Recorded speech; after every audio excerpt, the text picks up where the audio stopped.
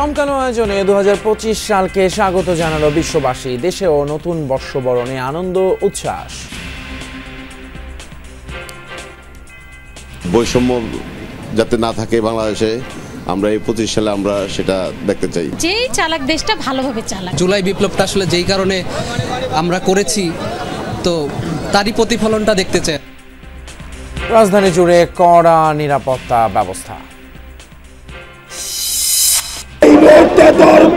বিচার আর সংস্কার, বিচার আর সংস্কার, এই মুহূর্তে দরকার, এই মুহূর্তে দরকার বিচার আর সংস্কার।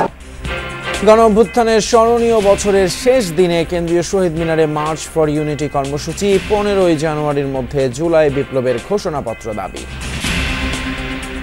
যদি সেই শব্দের সাথে, স্পিরিটের সাথে বিন্দুমাত্র বিশ্বাসঘাতকতা করার চেষ্টা করে, তাকে সমূলে উৎপাদিত করতে হবে। আমাদের জুলাই গণঅভ্যুত্থানের ঘোষণাপত্র 15 জানুয়ারির মধ্যে, আমাদের 15 জানুয়ারির মধ্যে জারি করতে হবে।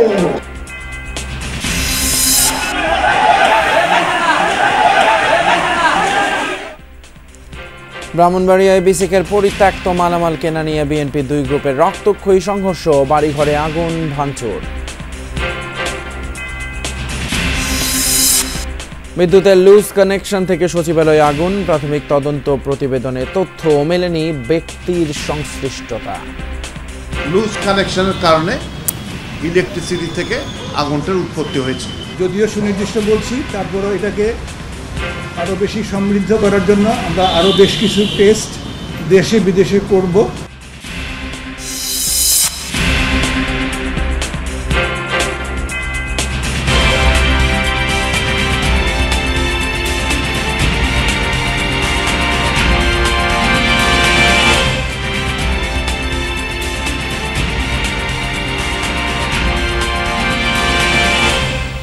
হ্যাপি নিউ ইয়ার সবাইকে। ইংরেজি নববর্ষের শুভেচ্ছা জানিয়ে আমন্ত্রণ জানাচ্ছি যমুনা নিউজে। আপনাদের সঙ্গে আছি আমি ফয়সাল তিতুমির। এতক্ষণ শিরোনামগুলো দেখছিলেন।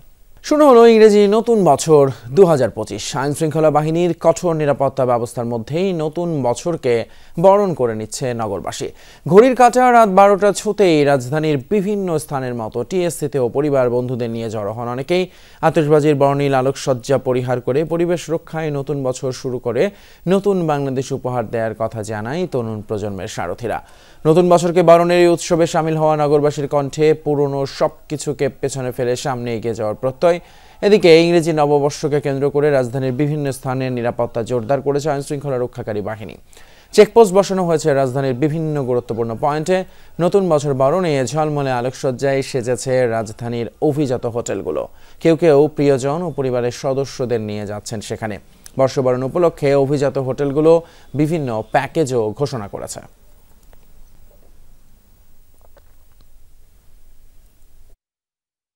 2025 সাল আমরা চাইতেছি যাতে উদযাপন করতে আসছি, যাতে আরো সুন্দর হয় ভবিষ্যতে। ঝামেলা বা কোনো মারামারি, কেউ খুনোখুনি না হয়, যেই চালাক দেশটা ভালোভাবে চালাক। আমি নতুন বছরে ভালো করে লেখাপড়া করতে চাই, নতুন ক্লাসে উঠতে চাই। নতুন বছরের আমরা সুস্বাগত জানার জন্য আমরা সেলিব্রেট করতে আসছি। 25 সালে প্রত্যাশা থাকবে যে 24 সালের থেকে আরো যাতে বেশি এগিয়ে থাকতে পারি। ইংরেজি নতুন বর্ষবরণের খবর জানবো আমরা সহকর্মীদের কাছ থেকে। শুরুতে যেতে চাই ঢাকা বিশ্ববিদ্যালয়ের টিএসসি এলাকায়। সেখান থেকে সরাসরি যোগ দিচ্ছেন রেদওয়ান আহমেদ। রেদওয়ান, আপনার সঙ্গে কথা হচ্ছিল। এখন তো 12টা বেজে গেছে, নতুন বছরের যাত্রা শুরু হয়েছে। টিএসসির উদযাপন কেমন হচ্ছে, কি অবস্থা সেখানে, নিরাপত্তা ব্যবস্থা সবকিছু মিলে একটু জানাবেন।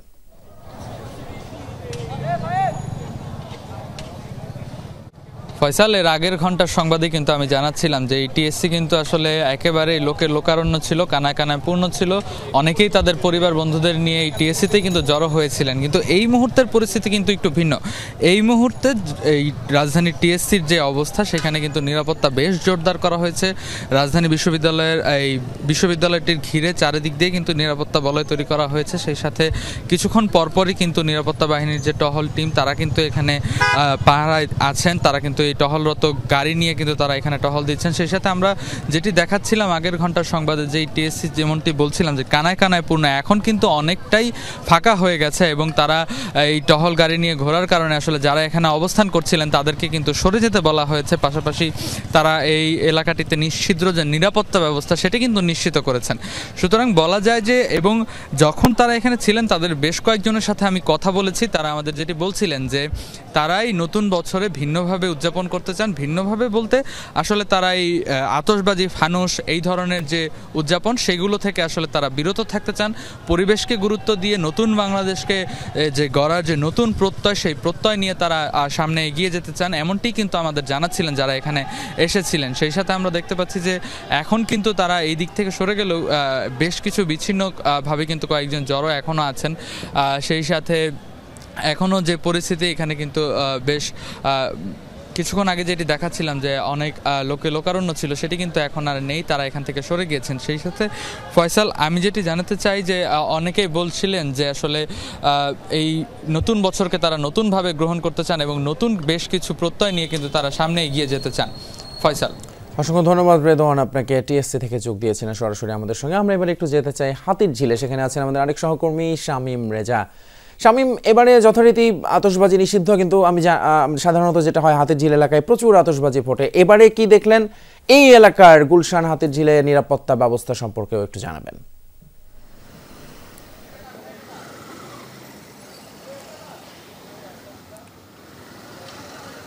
হ্যাঁ তিতুমির, ইংরেজি নববর্ষ উদযাপনে প্রতি বছরের মতো এবারও আসলে পুরো হাতির ঝিল এলাকা জুড়েই আতশবাজির ফোয়ারা ছিল।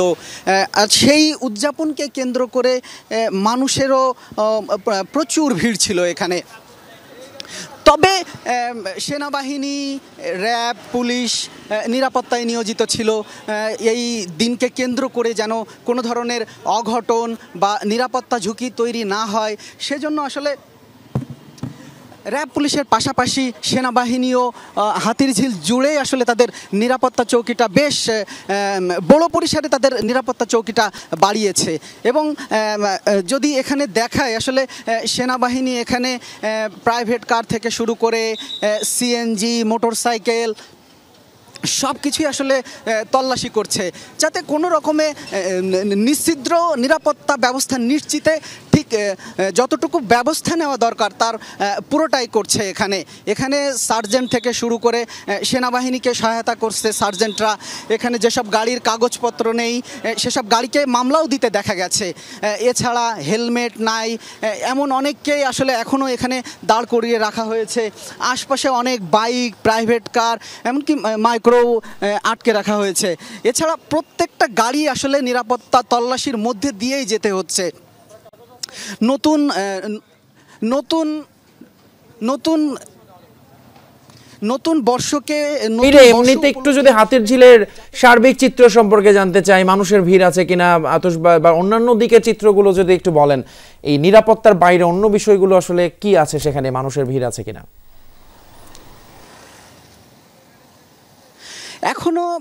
এখনো মানুষের ভিড় বেশ কিছু জায়গায় এখনো মানুষের ভিড় দেখা যাচ্ছে। তবে তুলনামূলক সেই ভিড় সময়ের সাথে সাথে কমে এসেছে। তবে হাতির ঝিলে সবসময় যেটা দেখা যায় সেটা বেপরোয়া বাইক, প্রাইভেট কার রেস, এই সমস্ত কাজগুলো যাতে আর না হয় বা সেই জন্য বাড়তি নিরাপত্তা দেখা যাচ্ছে সেনাবাহিনীর। অসংখ্য ধন্যবাদ শামীম আপনাকে, আমাদের সঙ্গে যোগ দিয়েছিলেন, হাতির ঝিল থেকে জানাচ্ছিলেন 31st উদযাপনের খবর। আতশবাজির বর্ণিল ছটায় বিশ্বজুড়ে বরণ করা হচ্ছে নতুন বছর। ভৌগোলিক কারণে সবার আগে 2025 সালকে বরাবরের মতোই স্বাগত জানিয়েছে নিউজিল্যান্ডের মানুষ। প্রতিবেশী অস্ট্রেলিয়া সিডনি হারবারেও ছিল নববর্ষ বরণের জমকালো আয়োজন। বর্ষবরণের বর্ণিল আয়োজন হয়েছে চীন, মালয়েশিয়া সহ এশিয়ার বিভিন্ন দেশে।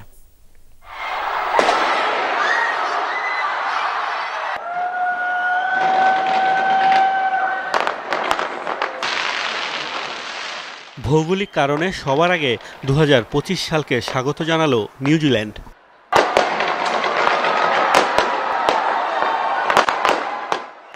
ঘড়ির কাঁটা রাত 12টা ছুতেই নতুন বছরকে স্বাগত জানিয়ে শুরু হয় আতশবাজি।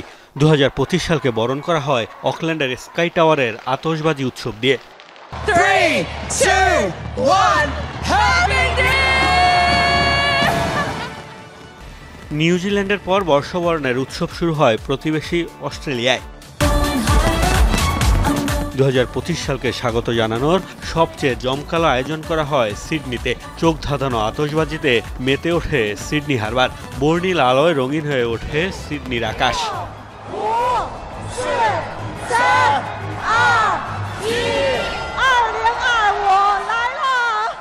ভৌগোলিক দূরত্বে দেরিতে নতুন বছর আসলেও আয়োজনের কমতি নেই অন্যান্য দেশেও। ঐতিহ্যবাহী সাংস্কৃতিক আয়োজনে 2025 সালকে বরণ করেছে চীনের মানুষ।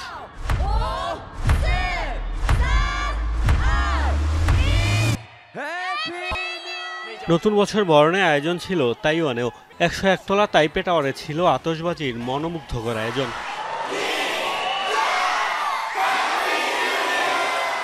ঘড়ির কাঁটা 12টা ছুতেই বর্ণিল আতশবাজির মাধ্যমে নতুন বছরকে বরণ করে নেয় হংকং।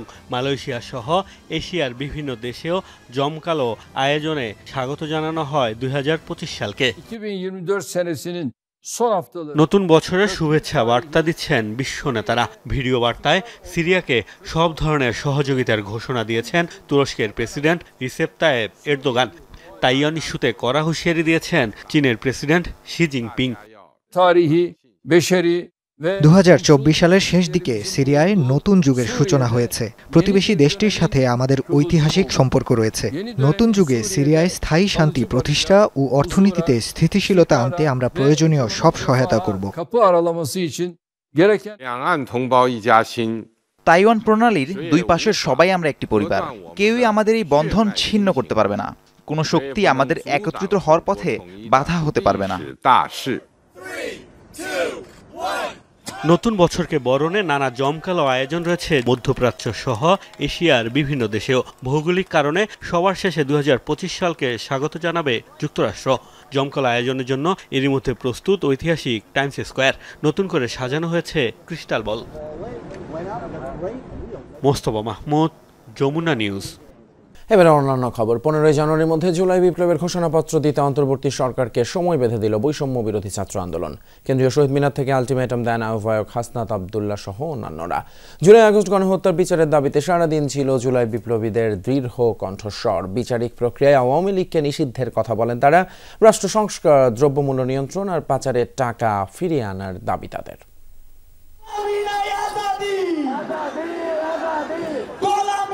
36 দিনের শ্বাসরুদ্ধকর আন্দোলন এখানেই পরিণত হয় সরকার পতনের এক দফা আন্দোলনে 3 আগস্ট। একদিনের মাথায় পতন হয় 16 বছরের ফ্যাসিস্ট শাসনের। দেশ ছেড়ে পালান শেখ হাসিনা। 5 মাস পর রক্তাক্ত জুলাইয়ের ঘোষণাপত্রের পক্ষে কেন্দ্রীয় শহীদ মিনারে মার্চ ফর ইউনিটি কর্মসূচি।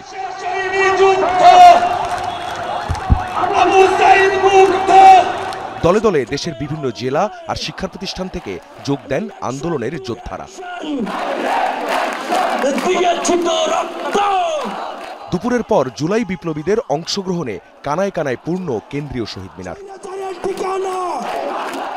এখান থেকেই ঘোষণার কথা ছিল বৈষম্য বিরোধী ছাত্র আন্দোলনের করা প্রোক্লেমেশন অফ জুলাই রেভলিউশনের। জোরালো কণ্ঠে বিপ্লবীদের আওয়াজ, এই প্রোক্লেমেশন নিয়ে কোনো কালক্ষেপণ নয়। এখনো পর্যন্ত রাস্তায় আছি এবং আমরা কোনোভাবে সেই 90-এর মতো, সেই 71-এর মতো 24কে ব্যর্থ হতে দিব না। অভ্যুত্থানের 5 মাস পরেও আমরা দেখি নাই জুলাই প্রোক্লামেশনে কোনো উদ্যোগ কেউ গ্রহণ করেছে। সেই বৈষম্য বিরোধী ছাত্র আন্দোলনকেই আবার দায়িত্ব নিতে হয়েছে প্রোক্লামেশন দেওয়ার জন্য। আন্দোলনের সমন্বয়কদের দাবি, ঘোষণাপত্রে থাকতে হবে 71, 90, 24-এর শহীদ ও আহতদের কথা। উঠে আসতে হবে আওয়ামী অপশাসন আর বন্ধ করতে হবে নতজানু পররাষ্ট্রনীতি। 90-এ যারা শহীদ হয়েছেন, আহত হয়েছেন, যারা 71-এ শহীদ হয়েছেন, আহত হয়েছেন, তাদের প্রত্যেকটি রক্তের কোণায় লেখা আছে যে প্রতিশ্রুতিগুলো, আগামীতে যে প্রোক্লেমেশনটা আমাদের জাতির সামনে আসবে সেখানে সেগুলো স্পষ্ট করে লেখা থাকতে হবে। আমাদের এই বাংলাদেশ সকল দেশের সাথে বন্ধুত্বপূর্ণ পররাষ্ট্র নীতিতে যাবে, কিন্তু সেই বন্ধুত্বপূর্ণ পররাষ্ট্রনীতির সুযোগে কেউ যদি মাথায় উঠে বসে আমরা তাকে মাথা থেকে মাটিতে ফেলে দিতে বিন্দু মাত্র দ্বিধা করব না। এ সময় বৈষম্য বিরোধী ছাত্রদের আলটিমেটাম 15 দিনের মধ্যে দিতে হবে জুলাই বিপ্লবের ঘোষণাপত্রের ঘোষণা। 15 জানুয়ারির মধ্যে আমাদের এই জুলাই গণঅভ্যুত্থানের ঘোষণাপত্র জারি করতে হবে। 15 জানুয়ারি পর্যন্ত আপনারা জেলায় জেলায় পাড়া মহল্লায় এই জুলাই ঘোষণাপত্রের পক্ষে আপনারা মানুষের কাছে যাবেন, মানুষের কথা শুনবেন, তারা কি বলতে চায় সেই কথাগুলোকে উঠিয়ে নিয়ে আসবেন। তাদের আরও দাবি বিচারিক প্রক্রিয়ায় নিষিদ্ধ করতে হবে আওয়ামী লীগকে, কমাতে হবে জিনিসপত্রের দাম, আগে গণহত্যার দায়ে শেখ হাসিনা সহ দোসরদের বিচার, রাষ্ট্র সংস্কার, তারপর নির্বাচন চায় বৈষম্য বিরোধী ছাত্র আন্দোলন। আখলাকুস সাফা, যমুনা নিউজ, ঢাকা। দীর্ঘ 13 বছর পর প্রকাশ্যে অনুষ্ঠিত হলো ইসলামী ছাত্র শিবিরের কেন্দ্রীয় সদস্য সম্মেলন। সম্মেলনটি সকাল 8টায় রাজধানী সোহরাওয়ার্দী উদ্যানে শুরু হয়। অনুষ্ঠানের প্রধান অতিথি জামায়াত ইসলামীর আমির ডক্টর শফিকুর রহমান বলেন, 15.5 বছর যারা জুলুম করেছে তারাই ভয়ে দেশ ছেড়ে পালিয়েছে। আওয়ামী লীগ বহু মায়ের বুক খালি করেছে। আওয়ামী লীগ কোনো রাজনৈতিক দল নয়, তারা সন্ত্রাসী। সম্মেলনে বৈষম্য বিরোধী ছাত্র আন্দোলনের সমন্বয়ক সরজিস আলম বলেন, 24-এর আন্দোলনের সহযোদ্ধা ছাত্র শিবির, জুলাই আন্দোলনে অনেকেই কোনো সহযোগিতা করেনি, সেখানেই ছাত্র শিবিরের ভাইরা সব দিক দিয়ে সহযোগিতা করেছে। আমি 24-এর অভ্যুত্থানে গুরুত্বপূর্ণ পদক্ষেপে সহযোদ্ধার মতো ভূমিকায় থাকার কাজগুলো করেছিল বাংলাদেশ ইসলামী ছাত্র শিবির। আগামীর বাংলাদেশ গঠনে দেশের স্বার্থকে সবার আগে রেখে আমরা একইভাবে ঐক্যবদ্ধভাবে কাজ করে যাব। যারা ক্ষমতায় বসে দায়িত্ব জ্ঞানহীনতার পরিচয় দেয়, দায়িত্বশীলতার পরিচয় দিতে পারে না, নিজের দেশের মানুষকে হত্যা করে গদি রক্ষার জন্য, তারা কখনো রাজনৈতিক দল হতে পারে না। তারা একটি সন্ত্রাসী দল। জনগণের ট্যাক্সের পয়সায় কিনা, টাকায় কিনা, অস্ত্র দিয়ে, গুলি দিয়ে নির্মমভাবে এদেশের মানুষকে হত্যা করার নির্দেশ দেবে। ব্রাহ্মণবাড়িয়ায় বিসিক শিল্পনগরীর পরিত্যক্ত মালামাল কেনা নিয়ে রক্তক্ষয়ী সংঘাতে জড়ালো বিএনপির দুই পক্ষ। এতে অন্তত 10 জন আহত হয়েছেন। ভাঙচুর, অগ্নিসংযোগ করা হয়েছে বেশ কিছু বাড়িঘর এবং ধানের গোলায়। পরবর্তীতে আইনশৃঙ্খলা বাহিনী পরিস্থিতি নিয়ন্ত্রণে আনে। কারো হাতে লাঠি, কারো হাতে টেটাসহ দেশীয় অস্ত্র, চলছে পাল্টাপাল্টি হামলা। মঙ্গলবার এভাবেই রক্তক্ষয়ী সংঘাতে জড়ায় বিএনপির দুপক্ষ। ব্রাহ্মণবাড়িয়া সদরের নন্দনপুর এলাকায় বিসিক শিল্পনগরী, সেখানকার ডেকোফুড নামে একটি প্রতিষ্ঠানের পরিত্যক্ত মালামাল নিলামে বিক্রির কথা ছিল। এ নিয়ে বুধল ইউনিয়ন বিএনপির সাধারণ সম্পাদক হারুনের সাথে কথা কাটাকাটি হয় সুহিলপুর ইউনিয়ন বিএনপির সভাপতি নাসির খন্দকারের। এরই জেরে সংঘাতে জড়ায় হারিয়া ও নন্দনপুর গ্রামের লোকজন। সংঘর্ষ চলাকালে বেশ কিছু বাড়িঘরে হামলা ভাঙচুর করা হয়, আগুন দেওয়া হয় ধানের গোলায়। এতে ছড়িয়ে পড়ে আতঙ্ক, আহত হয় অন্তত 10 জন। আমার অত্যাচার করছে, আমার ঘরদর ভাঙছে, আমার গাড়ি ভাঙছে, বনের গুলা ফুটছে। হারিয়া গ্রামের লোক আমার গাড়ি ভাঙচুর করছে এবং আগুন ধরাইছে। আমি এটার বিচার চাই। ঘটনাস্থলে যায় আইন শৃঙ্খলা বাহিনী, ফাঁকা গুলি ছুড়ে পরিস্থিতি নিয়ন্ত্রণে আনে তারা। আহতদের ভর্তি করা হয়েছে হাসপাতালে। উচ্ছিষ্ট ডাস্ট কেনাবেচা নিয়ে দুই পক্ষের মধ্যে তর্ক বিতর্ক থেকে সংঘর্ষের সূত্রপাত। উভয় পক্ষে প্রায় 600-700 লোক একত্রিত ঝগড়া লিপ্ত হয়। আমরা সেখানে উপস্থিত হয়ে পরিস্থিতি নিয়ন্ত্রণে আনি খুব স্বল্প সময়ের মধ্যেই। সংঘর্ষের পর এলাকায় উত্তেজনা বিরাজ করছে, জোরদার আছে নিরাপত্তা।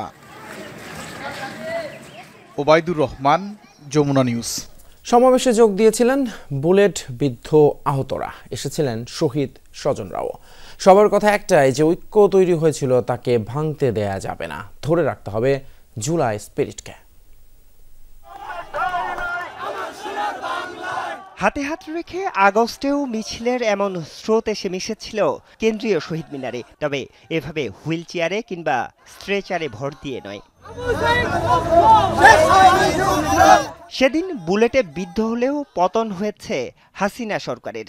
সেই বিপ্লবের 5 মাস পর শরীরে বয়ে বেড়ানো ক্ষত নিয়েই ঐক্যের ডাকে আবারও হাজির হয়েছিলেন স্মৃতির মিনারে, যেখানে নতুন বাংলাদেশের শপথ নিতে আবারও কাঁধে কাঁধ মিলিয়ে দাঁড়িয়েছেন ছাত্র জনতা। একটা 9mm বুলেট না এই আজম ভাই, আমি, তারপরে রায়হান ভাই আছে, আরো আবু রায়রা ভাই ছিল, আমরা যেভাবে কষ্ট করতেছি বা যেভাবে দিন পার করতেছি এটা কেউ বুঝবে না। আপনারা আমাদেরকে সম্মানের জায়গায় রাখুন। আমরা চাই যে বাংলাদেশ যাতে নতুনভাবে সাজুক এবং দুর্নীতি থেকে আমরা দূরে থাকি। নতুন বাংলাদেশ দেখতে চাই। এমন একটা সংবিধান চাই যে সংবিধানে দেশ, মাটি, মানুষের কথা বলবে।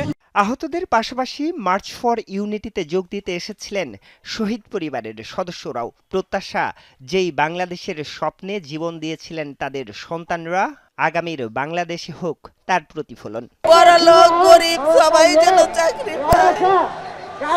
আমার ছেলে ভার্সিটিতে পড়তো, আমার ছেলে দেশের লেগে জীবন দিল, একটা শুধু সরকারি চাকরির লেগে আন্দোলন কইরা।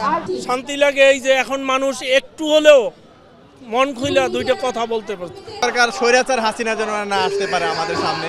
কর্মসূচি শুরুর আগেই কেন্দ্রীয় শহীদ মিনারে ঢল নামে ছাত্র জনতার। আসতে থাকে একের পর এক মিছিল, স্লোগানে স্লোগানে মুখর হয়ে ওঠে পুরো এলাকা।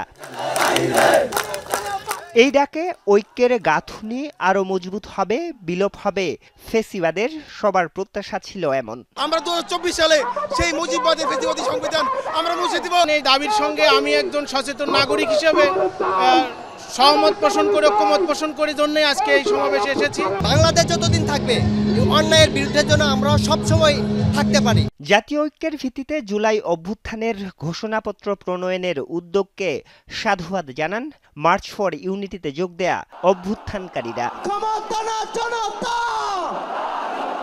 যে স্পিরিটকে ধারণ করে জুলাইয়ের আন্দোলনে রাজপথে নেমেছিল ছাত্র জনতা, এবার সেই স্পিরিট রক্ষায় রাজধানীর সব পথ যেন এসে মিশেছিল কেন্দ্রীয় শহীদ মিনারে। সবার দাবি একটাই, আগামীর বাংলাদেশ হবে বৈষম্যহীন। আরিফুর রহমান সবুজ, যমুনা নিউজ, ঢাকা। অন্যদিকে খুলনা থেকে ঢাকায় মার্চ ফর ইউনিটি কর্মসূচিতে যোগ দিতে আসার পথে বাগেরহাটে বৈষম্য বিরোধী ছাত্র আন্দোলনের গাড়িবহরে হামলা হয়েছে।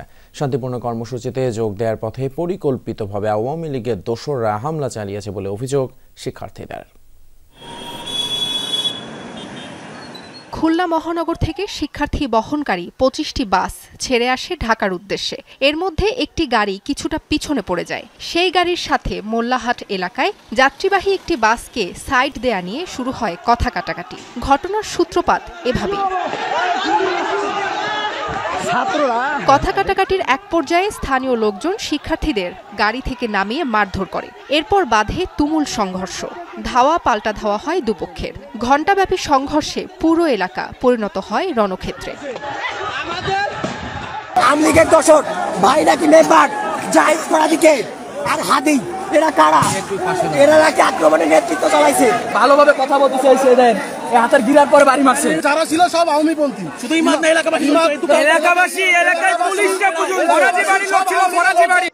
শিক্ষার্থীদের অভিযোগ, গোপালগঞ্জের প্রবেশ মুখে প্রস্তুত ছিল সন্ত্রাসীরা। গাড়িবহর দেখে লাঠিসোঁটা নিয়ে হামলা চালায় তারা।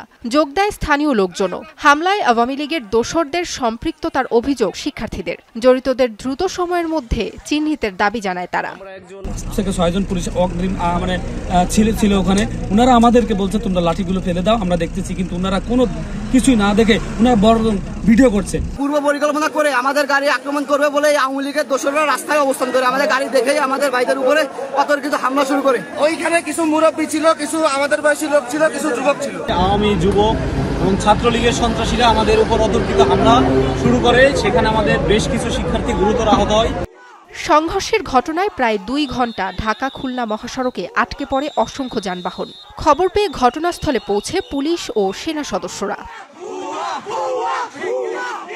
মাঠ যখন ক্রস করতে গেছে ওরা আসলে সাইড দেয় নাই, লোকাল পরিবহন ওঠে যাত্রী ভেবেই ওদের কয়েকজনকে মারছে। পরপরই সমন্বয়কদের আরো কয়েকটা গাড়ি আসছে, এখানে মোটামুটি কাউন্টারের লোকজনের সাথে বড় আকারে বাড়ছে। পরে সেনাবাহিনীর সহায়তায় ঢাকার উদ্দেশ্যে ছেড়ে আসে বৈষম্য বিরোধী ছাত্র আন্দোলনের গাড়িবহর। সাবরিনা লিজা, যমুনা নিউজ। এদিকে মার্চ ফর ইউনিটি কর্মসূচিতে অংশগ্রহণকালে বাগেরহাটের মোল্লারহাট এলাকায় শিক্ষার্থীদের উপর হামলার ঘটনায় অর্ধশতাধিক শিক্ষার্থী আহত হয়েছেন বলে জানিয়েছে বৈষম্য বিরোধী ছাত্র আন্দোলন। মঙ্গলবার রাতে কেন্দ্রীয় কার্যালয়ে সংবাদ সম্মেলনে তারা দাবি করেন, গণ অভ্যুত্থানকে ব্যর্থ করার জন্যই পরিকল্পিতভাবে শিক্ষার্থীদের উপর আওয়ামী লীগের নেতাকর্মীরা হামলা করেছে। জানান, হামলার সময় পুলিশ ঘটনাস্থলে উপস্থিত থাকলেও তাদের নিষ্ক্রিয় ভূমিকা নিয়ে প্রশ্ন তুলেছেন আহত শিক্ষার্থীরা। হামলার এই ঘটনায় জড়িতদের গ্রেপ্তার করে উপযুক্ত বিচারের দাবি জানিয়েছেন তারা। শুধু ছাত্র হবার কারণে, ছাত্র হবার দোষে তাদের উপরে খুবই নির্মম আক্রমণ হয়েছে এবং আমরা সেখানে সাবেক আওয়ামী লীগের এক মেম্বারের সংশ্লিষ্টতা খুঁজে পেয়েছি। সেখানকার লোকাল প্রশাসন আমাদেরকে জানিয়েছে এর সাথে ফেসিবাদ এবং তাদের দোষীদের হাত রয়েছে। এছাড়া বৈষম্য বিরোধী ছাত্র আন্দোলন 15 জানুয়ারির মধ্যে সরকারের কাছে যে ঘোষণাপত্র দেওয়ার দাবি জানিয়েছে তার সাথে একাত্মতা প্রকাশ করেছে এবি পার্টি। সন্ধ্যায় এবি পার্টির কেন্দ্রীয় কার্যালয়ে এক সংবাদ সম্মেলনে কথা জানান দলটির সদস্য সচিব মুজিবুর রহমান মঞ্জু। দেরিতে হলেও সরকারের ঘোষণাপত্র দেওয়ার সিদ্ধান্তকে সাধুবাদ জানান তিনি। বলেন, জাতীয় ঐক্যের জন্য দেশের জন্য একটা ঘোষণাপত্র দরকার। নতুন বছরে এই ঘোষণাপত্রে বাস্তবায়ন ও নির্বাচনের একটি সঠিক রূপরেখার দাবি জানান তিনি। আরও বলেন, অন্তর্বর্তীকালীন সরকার যখন কোনো সমস্যায় পড়েন ঠিক তখনই রাজনৈতিক দলগুলোর সাথে আলোচনায় বসেন, এর আগে নয়। ছাত্ররা দাবি করেছে 15 জানুয়ারির মধ্যে এটা করার জন্য। আমি মনে করি এটা খুবই যৌক্তিক দাবি। আমরা এটার সাথে একাত্মতা ঘোষণা করছি।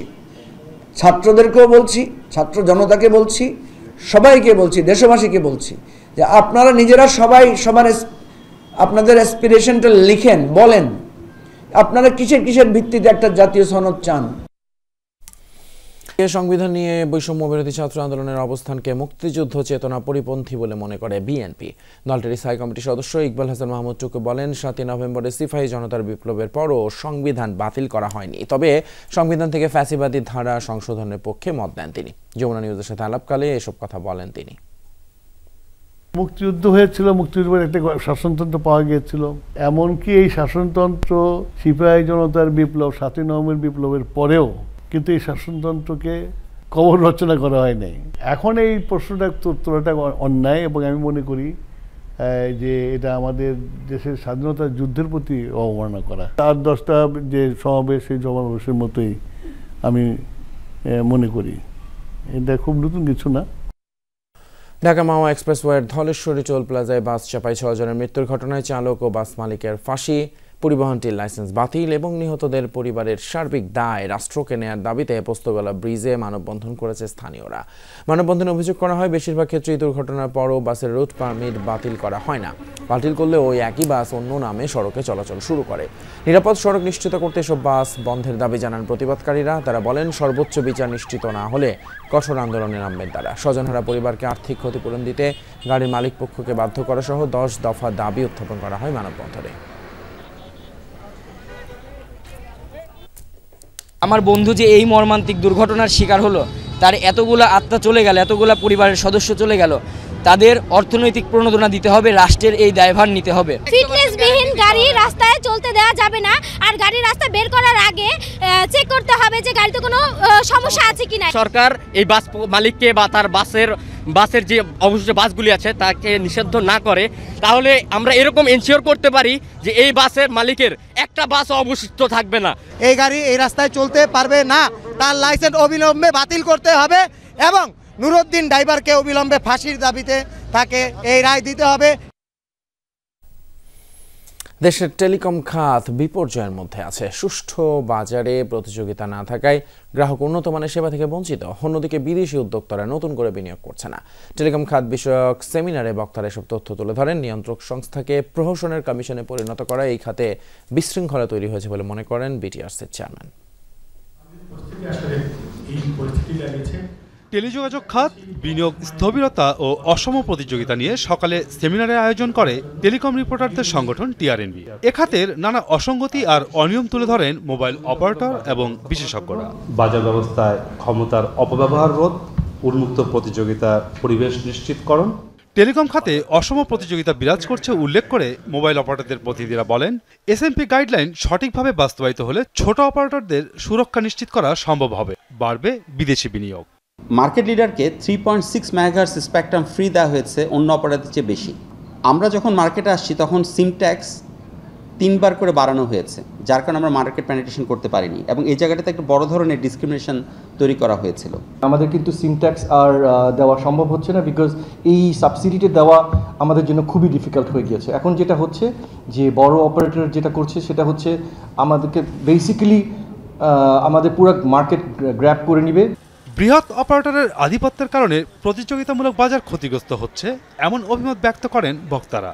15/10/2024 পর থেকে প্রতিযোগিতা কমিশন নাই হয়ে গেছে। এই বিপ্লবের পরে এই পরিস্থিতিতে এই দেশে প্রতিযোগিতা কমিশন চালানোর মতো যদি ব্যবস্থা অথরিটি না নেয় তবে কি করবেন আপনি? 15/10 থেকে নাই কমিশন, অ্যাডভার্টাইজ হয়ে গেছে, রিক্রুট করতে এটা কতক্ষণ লাগে? This is the war period.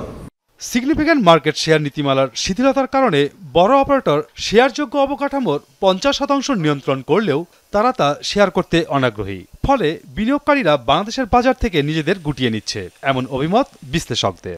ভোক্তা অধিকার নিশ্চিত হবে যদি বাংলাদেশে টেলিযোগাযোগ খাতে কম্পিটিশন বা প্রতিযোগিতাটা সুস্থ হয়, ফেয়ার হয়।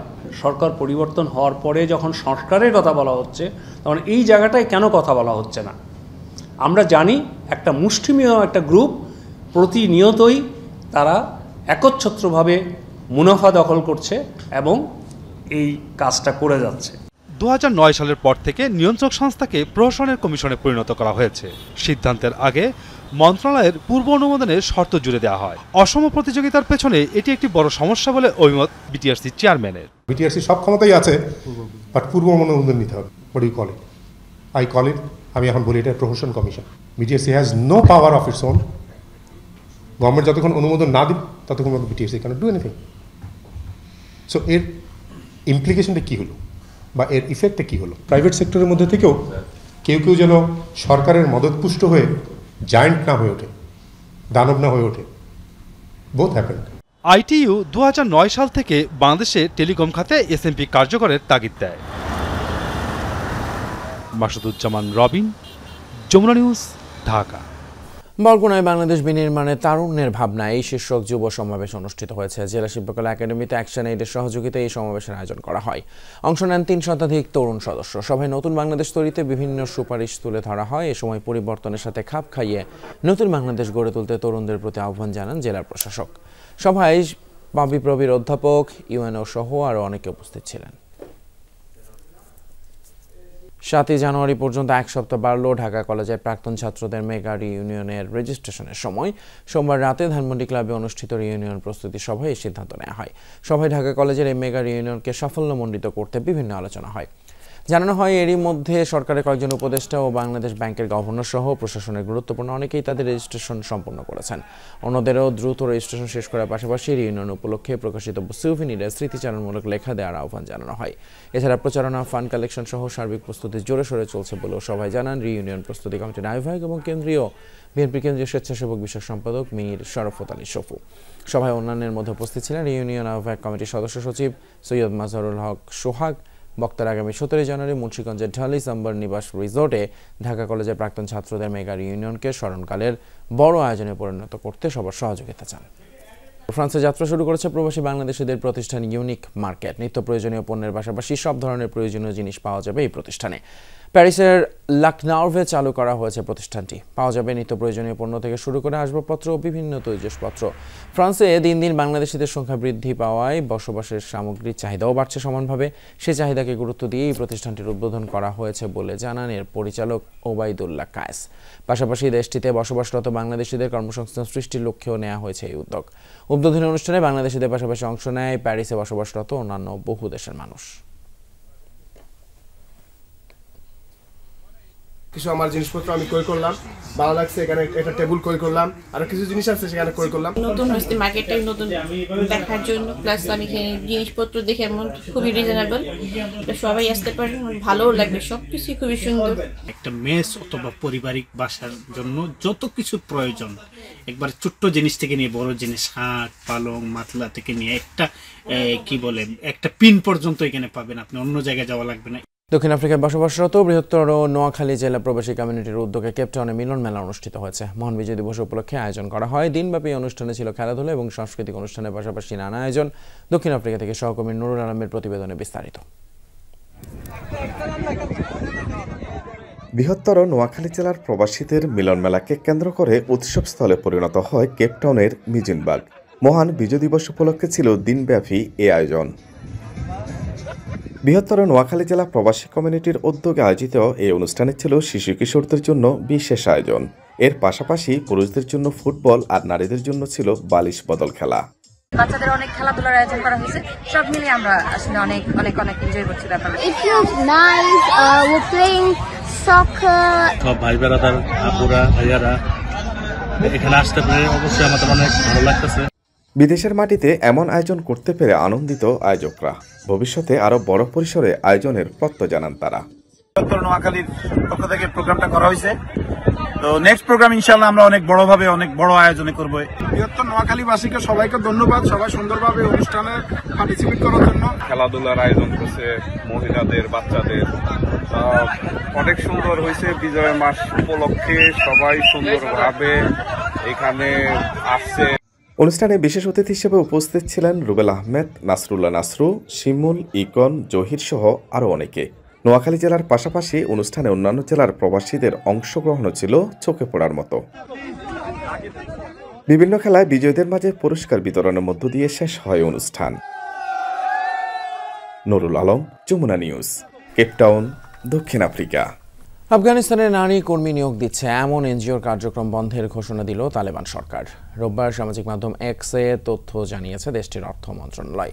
বিবৃতিতে সরাসরি নিষিদ্ধ ঘোষণা করা হয় নারী কর্মসংস্থান। বলা হয়, জাতীয় ও আন্তর্জাতিক সব ধরনের প্রতিষ্ঠানের সব কার্যক্রম নিবন্ধন সমন্বয় হতে হবে অর্থ মন্ত্রণালয়ের তত্ত্বাবধানে।